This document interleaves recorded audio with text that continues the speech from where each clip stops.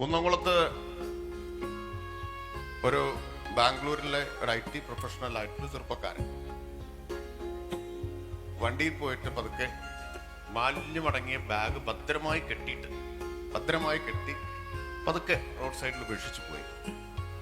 നഗരസഭയിലെ ജീവനക്കാർ അത് പിടിച്ചതല്ല, അത് എടുത്തു തുറന്നു നോക്കി. അപ്പൊ അതിന് കൃത്യമായ തെളിവുണ്ട് ഇത് ആരുടേതാണ്.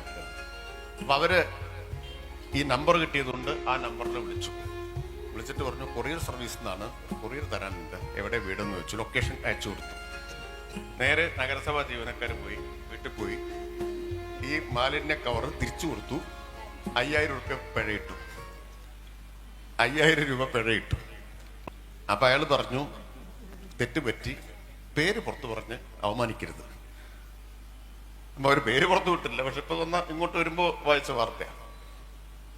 ഇത് വിദ്യാഭ്യാസമുള്ള കേരളത്തിന് പുറത്ത് ജീവിക്കുന്ന പരിഷ്കൃതനായ ഒരു ചെറുപ്പക്കാരന്റെ പെരുമാറ്റമാണ്.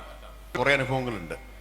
ആ ശീലം നമുക്ക് മാറ്റാൻ കഴിയണമെങ്കിൽ വലിയ തോതിലുള്ള ബോധവൽക്കരണം ഇനിയും നടത്തണം. ഇപ്പോൾ